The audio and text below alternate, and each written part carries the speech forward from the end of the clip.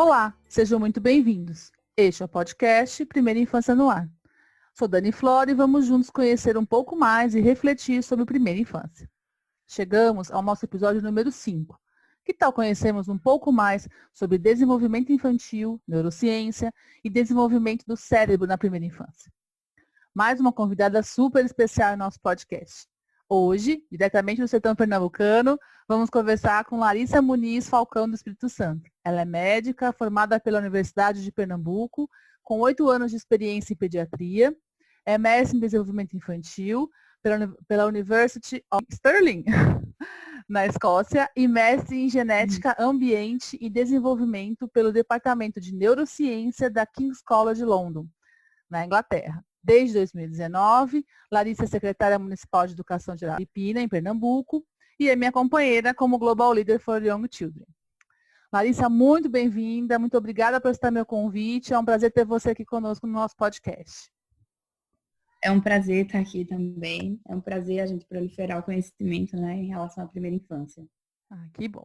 Então, para a gente começar, a primeira infância, ela vai do nascimento, né, ou ainda da gestação, até os 6 anos incompletos, ou 5 anos e 11 meses.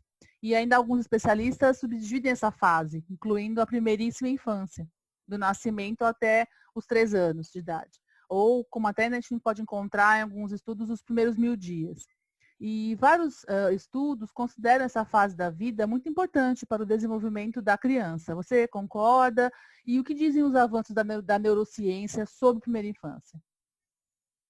Bem, Dani, hoje a gente tem uma robustez de estudos sobre a primeira infância muito grande, né? Há um interesse muito grande da academia no que tange ao desenvolvimento, principalmente o desenvolvimento cerebral na primeira infância, né? E então, eu concordo com essa questão de que é uma das fases, se não a fase mais importante do desenvolvimento humano como um todo, principalmente por conta da neuroplasticidade, né? A gente tem um cérebro que é muito plástico. E principalmente nesse início da vida, até os 3 anos de idade, durante essa primeiríssima infância, esse cérebro ele é mais plástico. O que eu quero dizer com neuroplasticidade, né? É que o nosso cérebro ele é capaz de se moldar, né? As nossas sinapses, que são as conexões entre os nossos neurônios, elas são capazes de se formar e moldar a nossa arquitetura cerebral de acordo com as experiências que a gente vive, principalmente nos primeiros anos de vida. Eu não estou dizendo que isso acaba na primeira infância, né? Mas o nosso cérebro se torna menos plástico, ele se torna, vamos dizer assim, um pouquinho mais rígido. A gente continua aprendendo, ele continua sendo moldado através das experiências, mas não com tanto impacto como na primeira infância. E a gente tem que levar em consideração que tem um lado muito positivo nisso, quando a criança vive num ambiente estável, num ambiente acolhedor, com cuidadores amorosos, com cuidadores responsivos, onde ela é tratada com muito respeito, com dignidade. Mas quando a criança ela vive num ambiente desfavorável, quando ela enfrenta muita adversidade na infância, esse cérebro também ele é moldado, né? E ele é moldado às vezes de uma forma que faz com que possam surgir no futuro. Na verdade, existem associações, né? A ciência vem demonstrando associação entre, por exemplo, maus tratos na infância e comportamento antissocial na vida adulta, e problemas de saúde mental na vida adulta, e problemas até em manter emprego, né? O QI mais baixo. Então, assim, a gente tem que levar em consideração, como adultos, que cada interação que a gente tem com uma criança conta, seja positiva ou seja negativamente, e a gente tem que se responsabilizar por isso. Todas as interações, elas vão ter de alguma forma um impacto na vida da criança, né? Seja ela positiva ou negativa. Isso, exatamente. Tá. E aí, se a gente pensar, então, justamente na importância dessa interação, né? Pensando nas famílias e nos cuidados da interação nos primeiros anos de vida, como os pais, os responsáveis por crianças pequenas, podem estimular e contribuir para o desenvolvimento do cérebro desses bebês, né? Que dicas você daria? Olha, tem até um livro que ele fala que o amor é o melhor remédio, né? Que o amor é a melhor ferramenta para desenvolver o cérebro. Então, na verdade, o que a criança precisa e que tem sido considerado um fator de resiliência emocional muito grande para a criança é, no mínimo, um cuidador que seja muito responsivo à criança, né? O ideal, na verdade, é que ela tenha um ambiente estável, com a família estável, né? Que ela tenha todas as referências materna, paterna ou em qualquer outra conformidade de família, mas que ela tenha pessoas, que ela esteja rodeada de pessoas que a tratem com responsividade, com amorosidade, com respeito e que essas interações sejam sempre positivas. Mas o mais importante em si que a ciência tem mostrado, né, principalmente o Center on the Developing Child em Harvard faz muito pesquisa desse tipo e eles chamam de serve and return. É um tipo de interação que como se a gente brinca com a criança de escondeu, achou, escondeu, achou. Quando a gente dá o estímulo para a criança dá o estímulo de volta para a gente rebate o estímulo para a criança devolve o estímulo para a gente. Então, na verdade, são coisas simples, né? São coisas bastante simples, são as pequenas interações do dia a dia, são os pequenos cuidados do dia a dia, é a criança se sentir segura, né? Porque existe uma entidade também chamada estresse tóxico, né? Na verdade, existe mais de um tipo de estresse, existe o estresse que é considerado normal, né? Que é inclusive saudável, por exemplo, a criança leva um tombo, vem um adulto, aconchega a criança, acolhe a criança, ok, a criança aquilo ali vai ajudar a criança a lidar com os desafios da vida e vai ter uma descarga de cortisol, que é um hormônio do estresse no corpo dela, que vai regular a resposta do estresse, né? Mas ela tendo um adulto responsivo, ela consegue se autorregular, né? Mas existe um outro tipo de estresse, que é o estresse tóxico, que é quando a criança entra no estado que a gente chama de desamparo aprendido. Ela aprende que não adianta ela chorar, não adianta ela espernear, não adianta ela gritar, não adianta ela fazer birra, ela se jogar no chão, que ninguém vai amparar ela de nenhuma forma.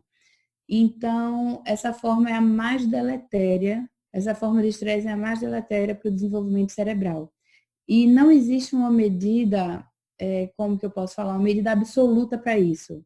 Na verdade, o que é a impressão que a criança tem da experiência que ela passou, né? Então, não é assim, uma criança, a gente pode ter dois gêmeos idênticos, certo? Que eles passem pela mesma situação, mas um deles internalizou de uma forma e o outro deles internalizou de uma forma completamente diferente, né? Então, assim, para um pode ter sido um grande trauma que ele vai carregar para o resto da vida e que pode afetar o desenvolvimento dele para o resto da vida. E para o outro pode ser uma simples lembrança, né? Que não vai ter tanta repercussão mais à frente. Mas essas interações, principalmente com os cuidadores primários, essas interações de fato envolvidas, esse engajamento com a criança, é o que há de mais essencial, né? Existe um experimento feito nos Estados Unidos há algumas décadas atrás, que chama The Still Face Experiment, que é um experimento no qual eles usam crianças por volta dos 6 meses de idade e elas vão para o laboratório com suas mães. E as mães são orientadas a brincar com a criança, certo? E em um determinado momento elas são orientadas a fazer um rosto inexpressivo. Tá. E a reação das crianças é imediata. Elas param primeiro, elas arregalam os olhos, elas tentam chamar atenção, elas olham para o ambiente para ver o que está acontecendo, voltam a tentar chamar a atenção da mãe, choram para tentar chamar a atenção e, por último, elas meio que desistem. Porque não houve uma interação real, né? Positiva com a criança. Não houve uma resposta. Uma resposta. Isso, porque não houve uma resposta. Nesse caso, como é um episódio isolado, ele não causa dano. Mas o estresse tóxico é quando essa falta de responsividade, ela é crônica. Tá. Né? É frequente, né? É crônica mesmo, né? Acontece diariamente na vida da criança. E isso daí pode levar a situações de comportamento antissocial na vida adulta, transtorno de conduta durante a adolescência, uma série de repercussões em termos de saúde mental para a criança. Assim, eu sempre falo que essa epidemia de violência que a gente vive no Brasil não é à toa. Uhum. Eu sempre falo que a gente falha com as nossas crianças, a gente falha lá no começo. E o Brasil precisa aprender a proteger as crianças, Com certeza. principalmente as menores. Sim. E até, assim, pensando um pouco no que você está dizendo, você fala assim, olha, é importante, né? A importância desde quando você, de quando já está gerando, né, a criança, quando ela está na gestação, de manter tentar manter um contato com a criança, quando nasce, desde na hora de dar um banho, amamentar, né? Como é importante ter esse olho a olho, né? Esse toque na criança, esse E contato. o conversar, explicar o que está fazendo, olha só, estou trocando a sua roupa, agora a gente vai tomar banho. Uhum. Isso tudo é importante, né? Isso também influencia no desenvolvimento. Tem estudos que mostram que famílias cujos pais têm um nível educacional mais alto e que leem mais, né? Mas são estudos europeus. As crianças, elas apresentam um vocabulário muito mais elaborado no terceiro ano da escola, né? Porque provavelmente elas ouviram uma variedade maior de vocabulário, conversaram mais com elas. Então, hoje, a gente tem, inclusive, um fenômeno novo, né, que já tem sido relatado pela ciência, que é a parentalidade desatenta. E essa parentalidade desatenta também causa esses mesmos problemas que o estresse tóxico causa na criança, e geralmente ela se dá pelo uso de eletrônicos pelos pais, certo? São aqueles pais que estão com o filho, estão fisicamente presentes com os filhos, mas estão ali no celular, ali, ó, mandando mensagem no WhatsApp e tal, e o filho lá, papai, mamãe, tá bom, filho, fica aí, ok, E a criança tentando chamar atenção, tentando engajar com o adulto, né? Porque criança, assim, é incrível, é inato, né? Assim, essa vontade de engajar socialmente é inata. Sim, de interagir, né? Isso, e de engajar, né? De trazer o outro, nem que seja só uma troca de olhar, né? Uhum. E então, essa coisa que a gente tem que prestar bem atenção, porque a gente ainda não sabe como o advento dos smartphones é algo assim recente, a gente ainda não sabe quais serão as repercussões disso a longo prazo. Entendi. Né? E Então, até, acho até importante a gente falar disso, porque seria até minha última questão. Nós estamos aí no momento, esse momento atual da pandemia, da Covid-19, né, do coronavírus, e com inúmeras famílias em isolamento domiciliar, pode ser um momento ideal para interação, né, com criança pequena, adulto, criança pequena, mas também pode se tornar ou um momento de relações super complicadas, inclusive gerando até situações de violência, por conta da agitação natural das crianças, né, de estarem num ambiente aí mais confinado, né, gastar a sua energia, quanto até mesmo nessa questão da parentalidade aí desatenta, porque você pode, né, se ver a criança, todos na mesma casa, o dia todo agora, né, dia e noite, 24 horas por dia, com adultos completamente alheios àquela criança que está ali. E aí, pensando nisso, o que a gente poderíamos sugerir aí para os pais, para os cuidadores, né, uma boa estratégia para aproveitar da melhor forma esse tempo? Dani, é uma resposta bem difícil assim, de responder a nível de Brasil, porque eu também costumo falar sempre que existem vários Brasis dentro do Brasil, né? Sim. Então, depende, assim, de qual classe social a gente está falando, Sim. né? Então, assim, se a gente falar da classe social mais alta, né, das pessoas com poder aquisitivo, vamos dizer, os 5%, os 10% mais ricos do Brasil, geralmente, não vou dizer sempre, tá? Mas geralmente são crianças que têm todo vamos dizer assim, uma microempresa dentro de casa trabalhando. Então, são pais que tendem a não interagir tanto com os filhos, principalmente pequenos cuidados do dia a dia, né? Eles terceirizam, muita terceirização de cuidado. Sim. E podem se deparar nessa hora, né, com os funcionários indo de quarentena também, com uma total, assim, tipo, e agora, né? O que é que eu faço com essas crianças? Né? E por outro lado, né, uma situação diametralmente oposta, a gente vem as famílias das classes mais baixas, né, que costumam trabalhar o dia todo fora, né? Às vezes jornada tripla, quando chega em casa ainda tem que pegar o filho, que às vezes deixa na casa da avó, do avô, no hotelzinho, e tá em casa muito pouco tempo com o filho. Tem pais que chegam em casa e os filhos já estão dormindo, né? Sim. Então, assim, nesse momento que, de uma certa forma, fica igual para todo mundo, Sim, todos em casa. eu acho que o mais importante de tudo é criar uma rotina, sabe, Dani? Sim. Criar uma rotina para aquela criança. Eu estava conversando hoje com uma amiga minha que é médica também, e ela tem um filho de 1 ano e 7 meses. E ela falou que ele está o tempo todo na frente da tela. Aí eu perguntei, tá, me conta como que é a rotina dele durante o dia. Ele acorda que horas, depois o que é que ele faz, e a gente foi destrinchando a rotina dele. E assim, me pareceu, porque pelo que ela via descrevendo, era assim, e daí eu tô arrumando e limpando, e aí o Henrique tá brincando. Mas por esse brincando, ele pode estar na frente da televisão também. Entenda sempre isso quando eu disser brincando.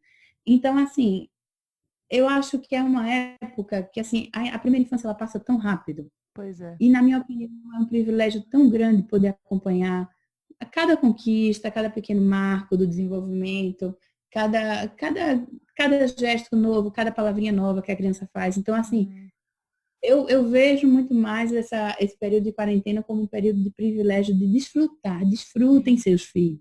Sim. Desfrutem da companhia deles. Conheçam mais seus filhos. Criem mais intimidade com seus filhos. Criem uma rotina. Rotina de, vamos dizer, acordou 8 da manhã, daí a 8h30, hora do café da manhã. Depois, por que não colocar uma música? Vamos todo mundo dançar? Vamos todo mundo dançar um pouquinho? Depois a gente senta, se acalma um pouquinho, vamos desenhar.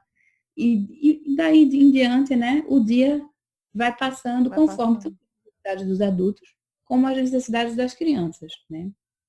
Uma das coisas que me preocupa muito, assim, eu acho que no Brasil, eu acho que está melhorando já, mas o brasileiro não costumava tanto estudar sobre parentalidade, achava que era uma coisa instintiva, que o filho nasceu e pronto, já vou saber fazer Tudo. né? Não preciso nem me preocupar em ler nada, em estudar sobre isso, já é natural, é instintivo mesmo. Instintivo, vai dar tudo certo. Só que hoje a gente sabe que não é bem assim. Então, como eu tive essa vivência fora do Brasil, né, eu morei 3 anos fora do Brasil, eu vi o quanto isso é diferente, o quanto os britânicos eles se preparam para a parentalidade, né? E o quão diferente as crianças britânicas são em termos de comportamento das crianças brasileiras. E eles desfrutam, esses pais eles desfrutam da companhia dos filhos. Livro, Dani, livro. Livro é uma coisa que, assim, criança adora livro. Sim. Eu nunca vi uma criança que não adorasse livro. Para que você dá uma tela, você pode dar um livro? A criança vai se envolver, criança pequena que não sabe nem ler, mas ela vai pegar, vai folhear, vai sentir, vai ser estimulação sensorial, estímulo visual, né? Se tiver um adulto para ler para ela vai entender que aqueles riscos ali significam alguma coisa, né? Ela vai entender que há algo a ser decodificado no que está escrito ali. E aí fora que assim vai ser muito benéfico para a interação. Então, assim, o meu maior conselho, além de fique em casa, né, por favor, fique em casa. Por favor, fique em casa, né? Eu acho que também tem uma variável muito importante aí, que é o ambiente, né? Por exemplo, você conhece bem Recife, né? Eu tenho uma prima que mora em Aldeia. E eu estava conversando com ela antes de ontem e eu falei, como é que tá a quarentena? Ela fez, é o melhor lugar do mundo para se passar a quarentena. Tem uma chácara, tem piscina, tem um aras, tem uma churrasqueira, a casa é enorme. Então as crianças estão, nossa, né? Elas têm o que fazer o dia todo. E coisas de criança, né? Estão plantando horta, estão subindo em árvore, estão nadando, nem precisa, ó, nem lembra que existe tela. Enquanto tiver um adulto interagindo com a criança, enquanto tiver um adulto disposto a estar interagindo com a criança não vai lembrar que existe tela. Ela nunca vai trocar a interação nem a brincadeira com o adulto por uma tela. E a gente tem também outro fator que é a expectativa de muitos pais que acham que a criança vai ficar quieta. Sim. Sem você dar nada para ela fazer, que ela só vai ficar lá e vai ficar quieta. Gente, não é um boneco, né? A criança não vai ficar quieta por ela mesma. Você que estiver cozinhando, por exemplo, você está cozinhando e você está com sua criança lá e a sua criança lá, sei lá, está gritando, chorando, derrubou o molho de tomate, fez isso, fez aquilo. Dá uma função para ela. Sim. Se você está fazendo massa, sei lá, está fazendo, dá um pedacinho da pizza, da massa da pizza, pede para ela fazer alguma coisa, pede ajuda para alguma coisa, a criança vai se envolver, a criança gosta de ajudar, a Sim. criança gosta de se sentir parte, de se sentir acolhida, de se sentir importante, né? Então, assim, a gente deve tratar as crianças como a gente trata os adultos também, né? Ninguém iria ficar cozinhando e ignorar o outro adulto que está lá, esperar que o adulto fique quieto e calado. Mas com aquela criança a gente faz isso, né?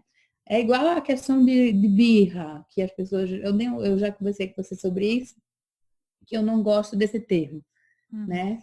Eu acho que é muito mais uma falta de habilidade de se autorregular, né? Que as crianças muito pequenas têm, principalmente na primeiríssima infância, e que elas precisam de um adulto que as ensine a se regular e que as regule, né? Então, assim, se a gente vê um irmão, um tio, a mãe, o pai da gente chorando, a gente vai ignorar? Não, ignora, que ele, daqui a pouco ele para de chorar. Minha mãe tá ali chorando, vou ignorar ela, que daqui a pouco ela para. Quem faz isso? Não fazemos, né? Ninguém faz. Mas e por que quando faz que a gente faz com as crianças? Né? Por quê? Por que não chegar, acolher, abraçar? Não, me dê um abraço. Cara, um abraço acalma, já acalma tanto. Só de você dar um abraço apertado na criança já acalma tanto. E conversar, porque o que é que aconteceu? Empatizar com a criança, dizer, olha, eu também fico triste quando tal coisa acontece comigo, mas sabe o que eu faço quando eu fico triste? Eu faço tal coisa. E dar outra forma da criança extravasar aquela frustração, aquela raiva, aquele sentimento que ela tem, né? Eu acho que, principalmente nos locais mais confinados, esses cenários devem acontecer muito, né? Sim. Nos apartamentos pequenos, principalmente quem tem dois filhos pequenos de idades parecidas, é muita risada e muita briga ao mesmo tempo, mas faz parte, né? E eu acho que, acima de tudo, é um privilégio e que deve ser desfrutado, deve ser aproveitado. Eu acho que a maternidade, a paternidade, a parentalidade deve ser muito pensado, sabe, Dani? Eu acho que é uma decisão que deve ser muito consciente. Eu vejo muita gente que tem filho por pressão da sociedade, quando nunca se perguntou, mas por que mesmo que eu tive um filho? Sim. Não sei, só tive. E muitas vezes são essas pessoas que menos se interessam em se vincular com seus filhos, né? Em se envolver, em se engajar com seus filhos. Então, acho que antes de ser pai e mãe, tem que se pensar sobre isso, tem que ser uma decisão consciente. E quando sendo uma decisão consciente, aproveitem. Aproveitar esse tempo máximo possível, porque, como você disse, passa muito rápido, né? Passa muito rápido. E eu sempre falo, criança, eu tenho criança lá, de 2, 3 anos e a criança quer estar no colo. Põe no colo, dá colo. Porque daqui a 5 anos, quando ele tiver 8, 9 anos, você vai pedir para ele ir para o teu colo, ele não vai querer. Exatamente. Não. É Não vai verdade. querer, que mico. Ai, mãe, não me dá beijo, que mico, tá todo mundo olhando. Então aproveita, dá colo, dá beijo. Aproveitar o máximo que pudermos, né? Muito obrigada. Obrigada a você, Dani. Foi um prazer conversar com você. Espero que a gente possa ter aí outros momentos também. Eu queria agradecer a oportunidade, né? E falar que eu estou à disposição, sempre que surgirem temas. Eu sou simplesmente apaixonada pela primeira infância, pelo desenvolvimento infantil, pela genética da primeira infância, né? Pela epigenética da primeira infância, que são assuntos também que estão vindo com muita relevância no meio científico. E principalmente, estou mais apaixonada ainda em transformar essa ciência em políticas públicas, né? De como a gente pode Sim. proteger as crianças estando bem informados cientificamente. Então é isso, Dani. Me agradeço o convite, é uma honra, né? Tá aqui sendo entrevistada por você e estou à disposição sempre que você quiser. Muito Tá bom? obrigada, Lari. Bom, esse foi o Também. nosso episódio sobre desenvolvimento infantil. Lembrando que a cada novo episódio, um novo tema, um novo olhar sobre a primeira infância. Esse foi o podcast Primeira Infância no Ar. Espero que vocês tenham gostado. Curtam, ouçam, compartilhem. Deixe seus comentários em todos os canais das plataformas disponíveis. E até o próximo.